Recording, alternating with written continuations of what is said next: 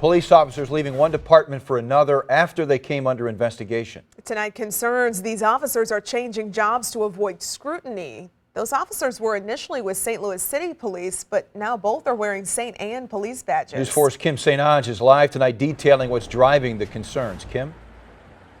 Both these officers were hired here at the St. Anne Police Department within recent years and have actually already been promoted. Tonight, the St. Anne Police Chief is defending his hire, saying they deserve a second chance.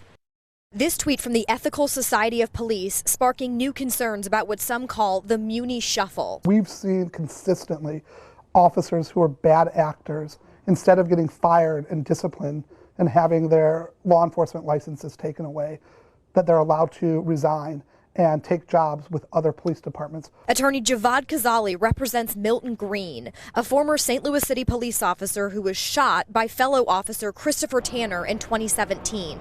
Green is suing the city and Tanner. Tanner resigned and was hired by St. Anne Police earlier this year. Ellis Brown, also mentioned in the tweet, was under fire for falsifying search warrants. St. Anne Police Chief says Brown resigned from SLMPD and was hired in St. Anne about 4 years ago. They have been incredible policemen. I don't regret one moment for hiring them. Jimenez says both officers passed a background check and the St. Anne Civilian Review Board signed off on their hire. So is there any concern that that behavior could be repeated in the future within the St. Anne Police Department? I can tell you that it's no concern for me. Kazali believes this points to a loophole in the system. He says it allows officers who get in trouble to resign before they get fired and then move to a smaller police department. There's no database out there. Nobody tracks why officers leave, and if they resign, they can just often start a new job with a totally clean slate.